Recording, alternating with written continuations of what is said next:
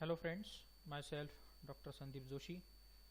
In our third lecture of this unit, we see some more important formulae and their examples. So first is Gauss forward formula. Okay, so Gauss forward formula. आता पुस्तकात खूप सारी procedure दिलेली आहे, ती काही तुम्हाला विचारत नाही, तुम्हाला फक्त त्याच्यावरचे एक्झाम्पल विचारले जातात किंवा विचारली समजा मेथड जर ती ऑब्जेक्टिव्ह एक्झाममध्ये तर येणार नाही आणि डिस्क्रिप्टिव्हमध्ये आली तर त्याला तुम्हाला ऑप्शनलला एक्झाम्पल मिळेल. तर ते एक्झाम्पल जास्त सोपं आहे, त्याच्यामुळे आपण हे काय करूया, इथे याचा फॉर्म्युला तुम्ही लक्षात ठेवा आणि त्याच्यावरचं एक्झाम्पल व्यवस्थितपणे कॅल्क्युलेटरचा यूज करून ते सॉल्व्ह करायचं आहे. सो गॉस फॉरवर्ड आणि गॉस बॅकवर्ड यांचे दोघंही फॉर्म्युले मी इथे लिहून दिलेले आहेत, तुम्हाला बघा पाठ करून टाका. So Y P equal to y0 plus p into delta y0 plus p into p minus 1 upon 2 factorial delta square y minus 1 plus p into p minus 1 p plus 1 upon 3 factorial delta cube y at point minus 1. हा खाली बरं लिहिताना असा लिहिला गेला आहे, खाली जसं हा इथं खाली बघा. Plus p square minus 1 into p minus 2 upon 4 factorial delta raise to 4 y at point minus 2 plus p square minus 1 p square minus 4 upon 5 factorial delta raise to 5 y at minus 2 plus dot dot dot where p is equal to x minus x0 upon h. हे standard असणार आहे p ची value. Okay, नंतर आहे Gauss backward formula. डेल्टाच्या ऐवजी काय असणार आहे, सेम डेल्टाच असणार आहे. तुम्हाला वाटलं डेल वगैरे असेल का, तर नाही, डेल्टाच असेल. ओके, सो फॉर्म्युला आहे Y P equal to y0 plus p into delta y minus 1 म्हणजे मायनस 1 हा पॉईंट आहे, y at point minus 1 plus p plus 1 upon 2 factorial delta square y at minus 1 plus p square minus 1 upon 3 factorial delta cube at y point minus 2 plus p square minus 1 p plus 2 upon 4 factorial delta raise to 4 y at minus 2 plus p square minus 1 p square minus 4 upon 5 factorial delta raise to 5 at y minus 3 plus p square minus 1 p square minus 4 p plus 3 upon 6 factorial delta raise to 6 y at minus 3 plus dot dot dot where again value of p is equal to x minus x0 upon h. तर हे दोघेच्या दोघं फॉर्म्युले तुम्ही वहीमध्ये 2-3 वेळेस जर लिहिले तर तुमचे ते पाठ होऊन जातील आणि मग त्याच्यावरचे एक्झाम्पल आपण आता इथे बघूया. So illustrative example using the Gauss forward central difference formula interpolate x equal to 32.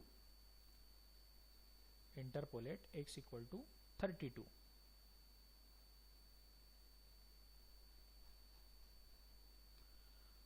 Given that f of 25 equal to काहीतरी व्हॅल्यू दिली आहे, f ऑफ 30, f ऑफ 35 आणि f ऑफ 40.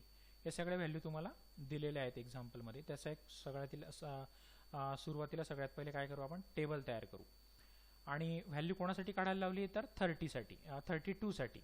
ओके, मग 32च्या जवळ कोण आहे इथे, अगदी जवळ, ती व्हॅल्यू सगळ्यात पहिले चूज करायची. 25 आहे समजा, पण 30 जास्त जवळ आहे 32च्या, बरोबर आहे ना.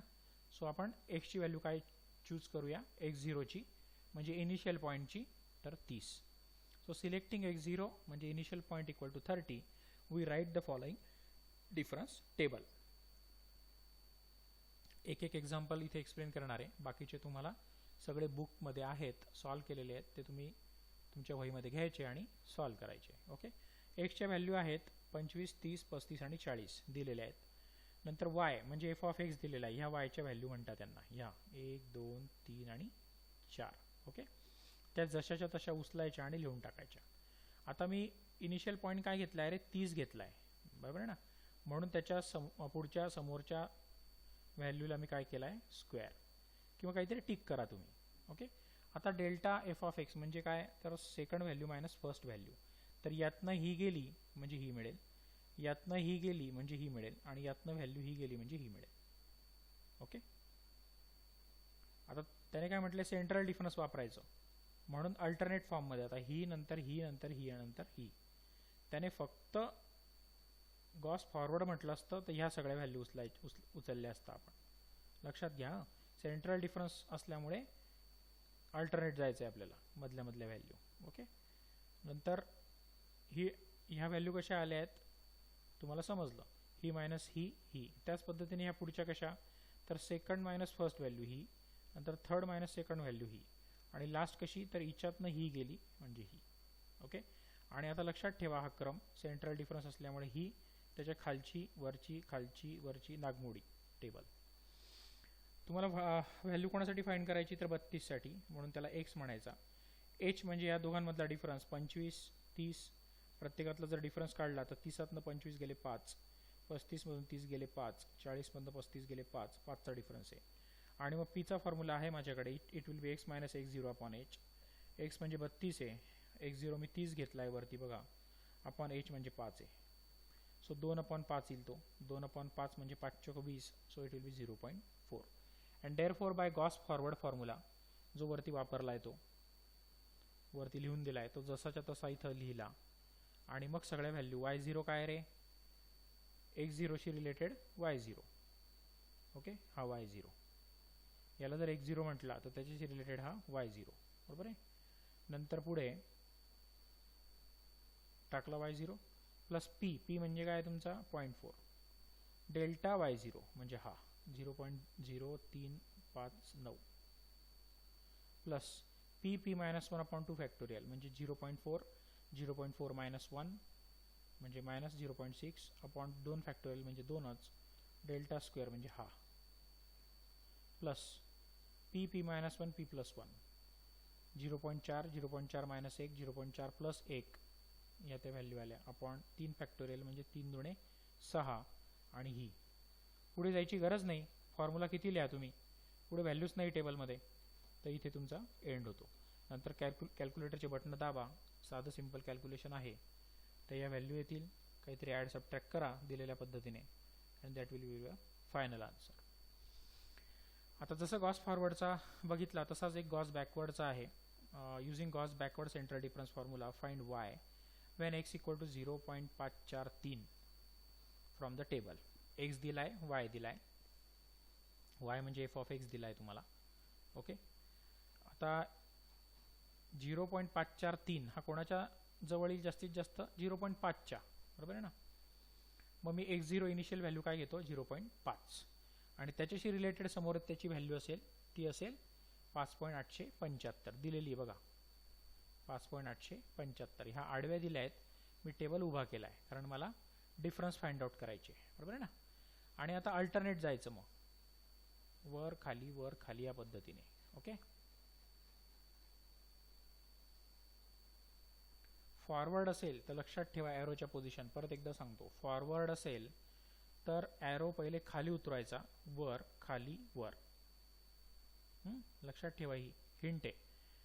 y0च्या व्हॅल्यू समोरून नागमोडी पहिले कसं उतरवायचं, खाली वर या पद्धतीने. बट गॉस बॅकवर्डचं एक्झाम्पल असेल तर खाली न जाता पहिले वर जायचं, सो वर नंतर मग खाली, वर खाली या पद्धतीने चालत जायचं. लक्षात आलंय का, ही हिंट लक्षात ठेवा. मग ह्या ज्या चौकोन केलेल्या सगळ्या व्हॅल्यू आहे या फक्त आपल्याला आता फॉर्म्युल्यामध्ये यूज करायच्या आहे. या कशा काढल्या, आता परत तेच, प्रत्येक सेकंड व्हॅल्यूमधून फर्स्ट व्हॅल्यू मायनस केली तर ही आली, याच्यातनं ही गेली ही आली, याच्यातनं ही गेली ही आली, याच्यातनं ही गेली ही आली, याच्यातनं ही आली, याच्यातनं ही आली, तसं सेम प्रत्येकाचं. ओके. आणि शेवटी तुम्हाला सगळ्या व्हॅल्यू काय मिळत आहेत, 0 0 0, म्हणजे तिथे थांबायचं. एक्स कोणासाठी काढायचं आहे, 0.543 साठी. एच किती आहे प्रत्येकामध्ये डिफरन्स, 0.1 0.2 0.3 मध्ये डिफरन्स किती आहे, तर 0.1चा, सो एच इज 0.1. आणि पी मिळतो तुम्हाला x minus x0 upon H. X म्हणजे हा, x0 म्हणजे मी 0.5 घेतला आहे, अपॉन एच इज 0.1. कॅल्क्युलेटरचं बटन दाबा, तो आला 0.43. आणि मग गॉस बॅकवर्डचा जो फॉर्म्युला लिहून दिला आहे तो जसाच्या तसा लिहा. कुठपर्यंत तुम्हाला लिहायचा आहे, डेल्टा क्यूब पर्यंत, म्हणजे इथपर्यंतच लागेल तो. ओके. व्हॅल्यू कशा टाकायच्या, y0 म्हणजे हा x0 शी related, plus p delta y minus 1, p म्हणजे काय 0.43 into 0.931, plus p square minus 1 म्हणजे 0.43 स्क्वेअर मायनस 1 म्हणजे तो आला 1.43 अपॉन 3, सॉरी इथे सॉरी इथे आला, इथे ती पुढची टर्म आहे. p 0.4 3 आणि 0.43 प्लस 1 म्हणजे 1.43 अपॉन 2 फॅक्टोरियल 2 आणि डेल्टा स्क्वेअर वाय मायनस 1 म्हणजे डेल्टा स्क्वेअरच्या कॉलममधला हा 0.090 अपॉन 2 फॅक्टोरियल म्हणजे 2 प्लस पी म्हणजे 0.43 आणि पी स्क्वेअर मायनस 1 म्हणजे काय रे पी प्लस 1 पी मायनस 1 अशी फोड जर केली मी तर पी प्लस 1 म्हणजे 1.43 आणि पी मायनस 1 म्हणजे 1 मायनस 0.43 म्हणजे मायनस 0.57 इंटू हा 0.006 अपॉन 3 फॅक्टोरियल म्हणजे 6 आणि पुढे 0 आहे त्याच्यामुळे पुढे किती फॉर्म्युला जरी लिहिला तुम्ही डेल्टा रेस टू 4 साठी 5 साठी तरी काही उपयोग नाही कारण सगळ्या टर्म पुढच्या काय होत आहेत 0. आता याचं कॅल्क्युलेशन मी केलेलं नाही so take it as a homework. हे जे काय आन्सर येईल कॅल्क्युलेटर चे बटन वापरल्यानंतर that is your final answer. Okay, साधं सिंपल आहे. Use the calculator and find out the answer. तर बघा गॉस फॉरवर्ड फॉर्म्युला आणि गॉस बॅकवर्ड फॉर्म्युला. गॉस फॉरवर्डसाठी खालून वर जायचं कंडिशन आणि गॉस बॅकवर्डसाठी वरून खाली जायची कंडिशन. ओके, दोघांचे एक एक एक्झाम्पल घेतले. पुस्तकामध्ये अजून याचे बरेच एक्झाम्पल सॉल्व आहेत ते बघा आणि सॉल्व करायचा प्रयत्न करा. नंतर ह्या चॅप्टरमधला सगळ्यात शेवटचा आणि very very important interpolation formula आहे that is Lagrange's interpolation formula. Direct formula इथं लिहून देतोय जसं मी गॉस फॉरवर्ड आणि गॉस बॅकवर्ड लिहून दिला तसा. तर तुम्ही 2-4 वेळेस लिहा, लर्न करा म्हणजे त्याच्यावरचं एक्झाम्पल आलं तर तुम्हाला प्रॉब्लेम येणार नाही. So if the arguments with unequally spaced are given, then the Lagrange's interpolating method is applied. म्हणजे अनइक्वल स्पेस मध्ये जर तुमचे पॉइंट्स दिलेले असतील कुठेच्या कुठे बघा 5, 6, 9, 11 याला अनइक्वली म्हणतात. आता इथे कसं होतं अगोदर एच हा जो डिफरन्स होता तो सेम होता 0.1, 0.1, 0.1, 0.1 किंवा वरच्या एक्झाम्पलमध्ये पण सेम होता बरोबर आहे ना.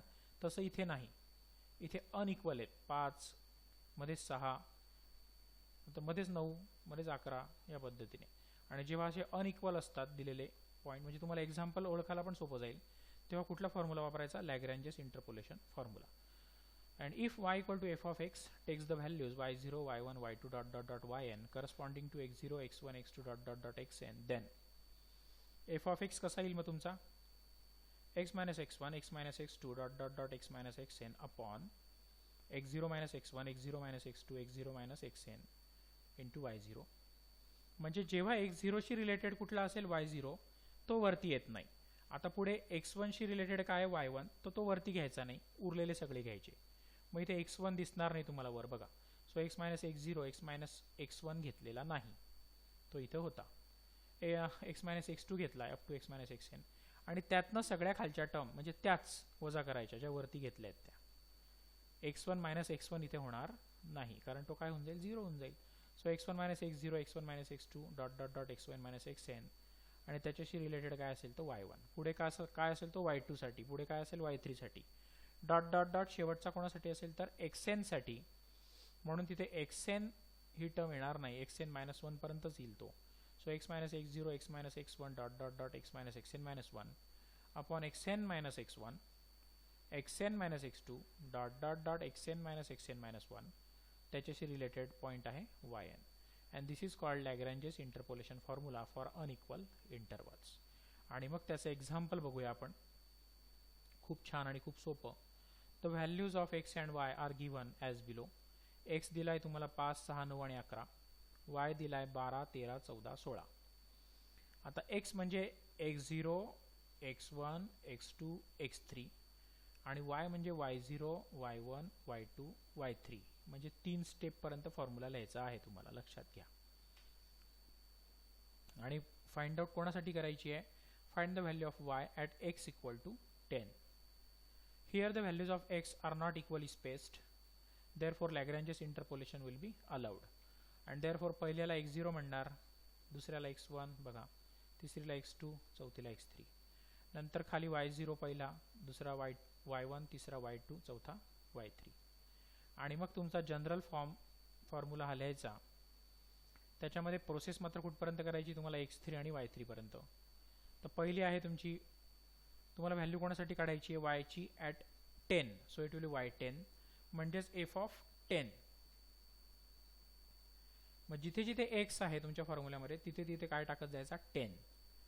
आता सुरुवातीला 5 डिलीट करायचा त्या फॉर्म्युल्यामधून, वापरायचा कसा ते सांगतो. कारण आपण 12शी रिलेटेड लिहितोय y0शी, हा पहा 12, नंतर 13शी रिलेटेड लिहिणार आहे, हा पहा 13, नंतर 14शी रिलेटेड लिहिणार आहे 14, नंतर 16शी रिलेटेड. ओके, आता टर्म्स कशा लिहायच्या, ज्याच्याशी रिलेटेड लिहिणार आहे y0 12, तेव्हा ही व्हॅल्यू त्याच्यात येणार नाही वरती.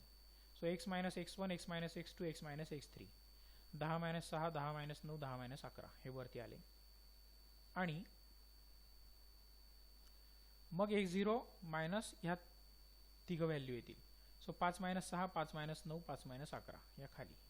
लक्षात आलं. दुसरं इंटू 12 आहे प्लस दुसरं आता कोणाशी रिलेटेड आहे 13शी, म्हणून 13शी रिलेटेड कुठली व्हॅल्यू आहे 6, ती येणार नाही वर. x minus x0, x minus x2, x minus x3 म्हणजेच 10 मायनस 5, 10 मायनस 9, 10 मायनस 11 आणि खाली 6 मधून सगळ्या मायनस होतील. 6 मायनस 5, 6 मायनस 9, 6 मायनस 11. लक्षात आलं. इंटू 13. आता 14शी रिलेटेड 9 आहे, 9 येणार नाही वरती. So x minus x0, x minus x1, x minus x3 that is 10 minus 5, 10 minus 6, 10 minus 11 आणि खाली 9 मायनस 5, 9 मायनस 6, 9 मायनस 11 इंटू 14. पुढची काय येईल डायरेक्टली सांगतो. 10 मायनस 5, 10 मायनस 6, 10 मायनस 9